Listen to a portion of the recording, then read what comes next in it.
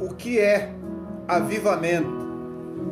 Essa é a pergunta que nós vamos responder mais uma vez à luz das Sagradas Escrituras. E para poder falar sobre esse assunto, eu quero convidar você para abrir comigo a sua Bíblia no segundo livro dos Crônicas, capítulo 7.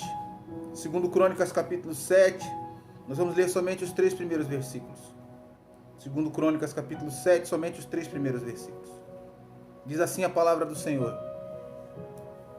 Tendo Salomão acabado de orar, desceu o fogo do céu e consumiu o holocausto e os sacrifícios, e a glória do Senhor encheu a casa. Os sacerdotes não podiam entrar na casa do Senhor, porque a glória do Senhor tinha enchido a casa do Senhor. Todos os filhos de Israel, vendo descer o fogo e a glória do Senhor sobre a casa, se encurvaram com o rosto em terra sobre o pavimento, e adoraram e louvaram o Senhor, porque é bom, porque a sua misericórdia dura para sempre. Amém? O que é avivamento? Hoje, no século 21, muitas pessoas estão por aí anunciando avivamento, estão comunicando avivamento, fazendo marketing sobre avivamento, mas não sabem o que é avivamento. Mais uma vez, nós precisamos voltar para as Escrituras para entender o que a Bíblia corrige em relação a muitas coisas que a igreja no Brasil e no mundo vem fazendo. Os entendimentos e as ações contrárias às Escrituras. E lendo este texto, é bom que a gente volte ao contexto do texto. E o que está acontecendo? Salomão é o grande rei de Israel. Sobre ele havia uma incumbência deixada pelo seu pai Davi. Ele seria aquele que iria construir o grande templo para adoração. Davi não pôde construir esse templo, pois as suas mãos estavam cheias de sangue. E então ele ficou proibido de construir esse templo. Mas ele passa a incumbência a seu filho Salomão. E Salomão então vai projetar, vai realizar a obra. Sobre o seu reinado, esse templo estará de pé. E vai chegar no dia da inauguração do templo, nas festividades, e eu fico imaginando, eu queria que você parasse para pensar comigo como deve ser. Havia, obviamente, muita expectativa, muito entusiasmo. E eu fico imaginando os levitas músicos se preparando para a musicalidade da inauguração, dos dias de inauguração do templo, que duraram vários dias. Eu fico imaginando os sacerdotes preparando as suas estolas, se arrumando, se ajeitando. Eu fico imaginando a euforia do povo. Mas Salomão tem uma preocupação. E qual é a preocupação de Salomão? O templo está pronto, a parte física está bela, a parte litúrgica está concretizada, as pessoas que vão participar da programação estão notificadas, como numa das muitas programações que a igreja do nosso tempo realiza. E eu fico pensando, o que acontece no coração de Salomão que de repente lhe causa uma certa inquietação? E provavelmente ele pensa consigo mesmo, será que Deus está satisfeito de tudo isso? Eu sei que os seres humanos, os homens, aqueles que estão envolvidos com o culto estão muito satisfeitos. Mas eu quero saber se Deus está satisfeito. E então Salomão toma uma atitude. E a gente precisa voltar aos capítulos anteriores, a 2 Crônicas capítulo 7, para entender o que ele faz. E ele vai então passar essa sua inquietação para o povo. E ele vai se ajoelhar e ele vai orar com as mãos erguidas. E ele vai fazer uma oração diante de Deus. E qual é a oração que ele faz? Uma oração que hoje em dia é pouco conhecida pela igreja brasileira. Salomão vai orar pedindo a Deus perdão pelos pecados. Ele ora a Deus pedindo perdão pelos pecados daqueles que antecederam a sua geração. Ele ora a Deus pedindo perdão pelos seus próprios pecados. Ele ora a Deus pedindo perdão pelos pecados do povo que estava ali eufórico diante daquele momento. E uma coisa então que a gente precisa entender é que avivamento está ligado à confissão de pecados. Aonde não há confissão de pecados, aonde não há sinceridade de coração, aonde as questões não são colocadas sobre a mesa e diante de Deus, nunca haverá avivamento. Outra coisa que a gente precisa entender, porque a gente precisa então analisar o texto e ver o que é avivamento e o que não é avivamento. O que não é avivamento? Avivamento não tem nada a ver com aquilo que a igreja brasileira e em muitas partes do mundo diz ser.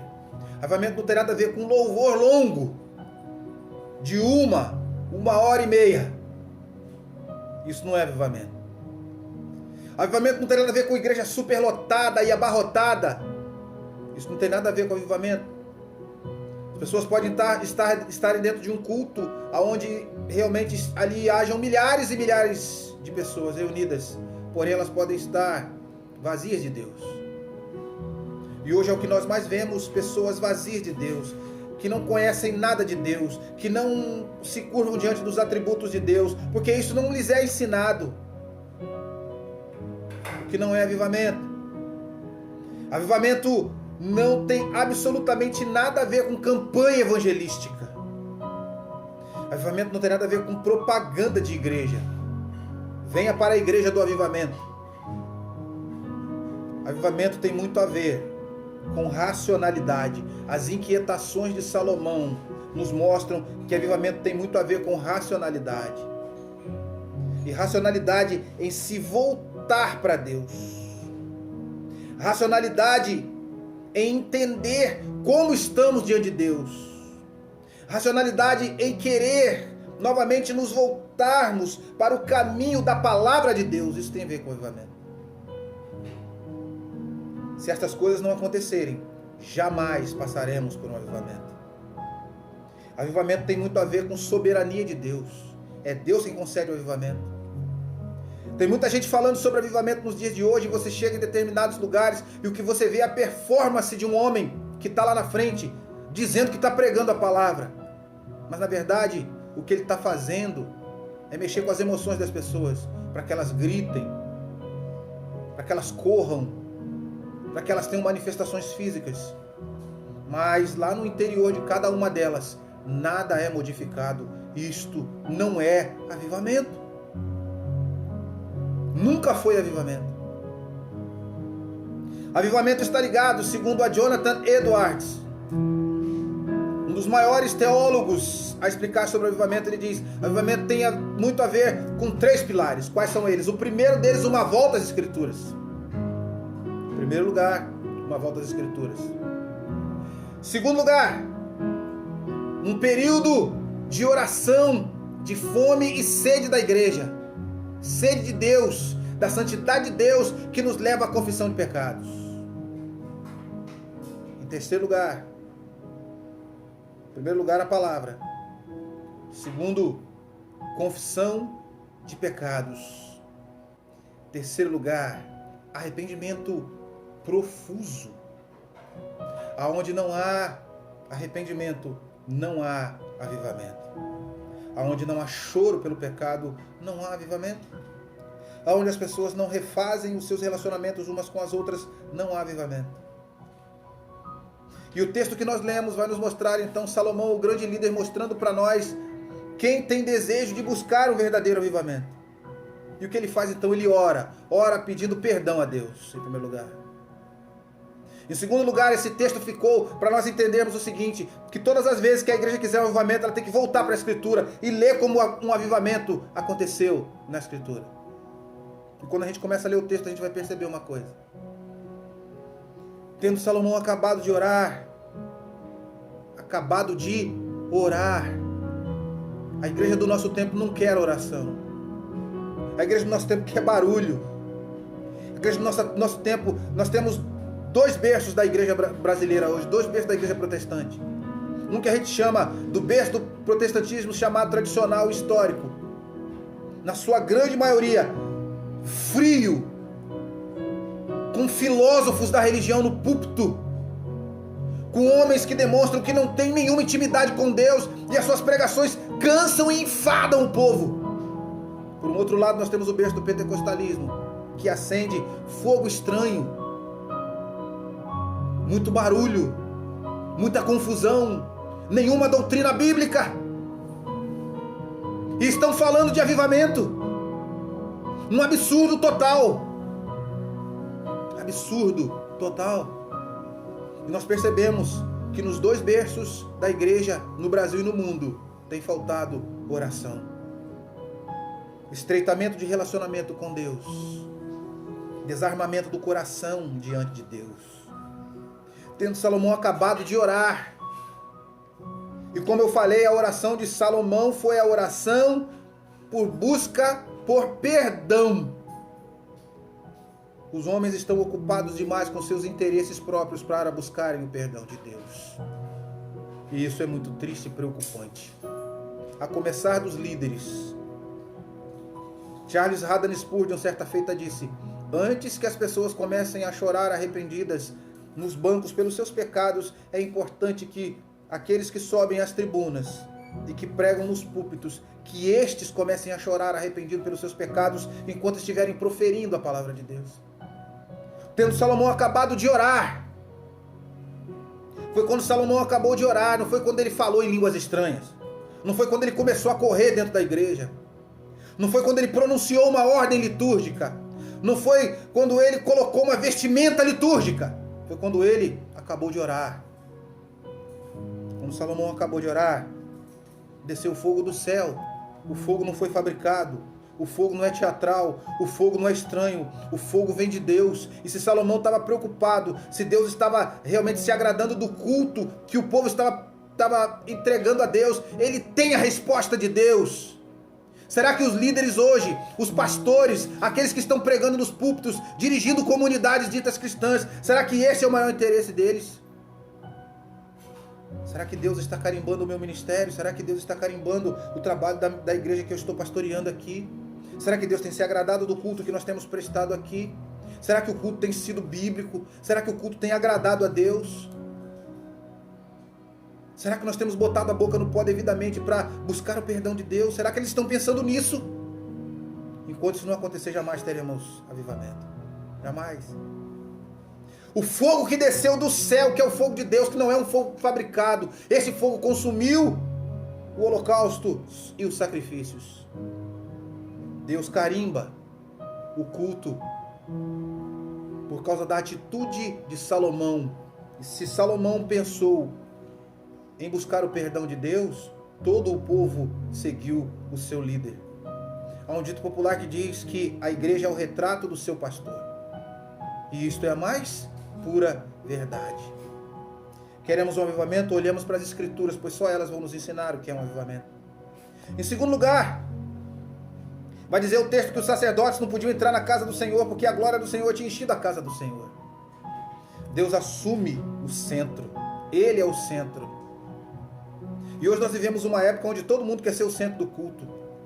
A começar pelos pregadores badalados, passando pelos músicos e as tietagens gospels. Eles querem receber autógrafos. Eles querem se assentar nos melhores lugares. Eles querem ser revestidos de publicidade. Eles querem fotografia.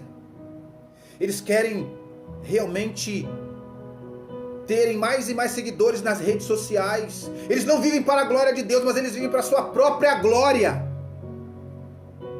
Observemos que a glória de Deus encheu a casa e os sacerdotes ficaram do lado de fora. Certa feita, alguém na história da igreja disse o seguinte: o maior obstáculo para um impacto de Deus no seu relacionamento com a igreja são os obreiros, aqueles que estão à frente. Esse é o maior obstáculo da igreja. Quando nós lemos o texto, nós vemos que Deus deixa os sacerdotes do lado de fora e a sua glória enche o templo, de maneira que todos perceberam que aquela manifestação era a manifestação do Deus Santo, do Deus Criador dos céus e da terra. Em terceiro e último lugar, vai dizer que todos os filhos de Israel vendo descer o fogo e a glória do Senhor sobre a terra. O que eles fizeram? Se curvaram com o rosto em terra, sobre o pavimento, e adoraram e louvaram o Senhor. Por quê? Porque o Senhor é bom e a sua misericórdia dura para sempre. Todos os filhos de Israel, todos aqueles que realmente têm seus nomes escritos no livro da vida, a verdadeira igreja do Senhor é aquela que, quando Deus se manifesta a ela de maneira verdadeira, não há questionamentos. O que eu quero dizer é que os pentecostais precisam de um avivamento genuinamente bíblico. Os tradicionais precisam de um avivamento genuinamente bíblico. E quando algo realmente vier de Deus, quando o fogo purificador de Deus vier do alto, o fogo que aquece, o fogo que purifica, o fogo que se alastra, o fogo de Deus, quando ele vier do alto, todos, sejam presbiterianos, sejam batistas, sejam assembleanos, sejam metodistas, todos dirão: a glória de Deus esteve no meio de nós. A glória de Deus está no meio de nós. Todos os filhos de Israel, vendo descer o fogo e a glória do Senhor sobre a casa, sobre o pavimento, eles se encurvaram com o rosto em terra, a boca no pó. É a única coisa que conseguiram fazer. Eles não precisaram de animadores de auditório dizendo: fiquem de pé, diga isso para o seu irmão do lado, agora levante suas mãos. Vejamos, as ações são espontâneas no avivamento. Eles colocaram a boca no pó e eles adoraram. Sabe o que é adorar? É reconhecer a Deus por aquilo que verdadeiramente Ele é. Todos viram quem Deus é. Deus é santo. Por isso se dobraram seus joelhos, por isso se prostraram, por isso botaram a boca no pó. Que disseram: porque o Senhor é bom e a sua misericórdia dura para sempre. A glória de Deus poderia ter consumido o povo de Israel, mas Deus se uniu ao seu povo e os abraçou e mostrou o seu infinito amor. Avivamento é Deus no meio do povo, revelando o seu grande e infinito amor. Você quer saber o que é um avivamento? Volte-se para a Escritura. Vamos orar para que a igreja brasileira entenda o que é um verdadeiro e genuíno avivamento. Que Deus nos abençoe.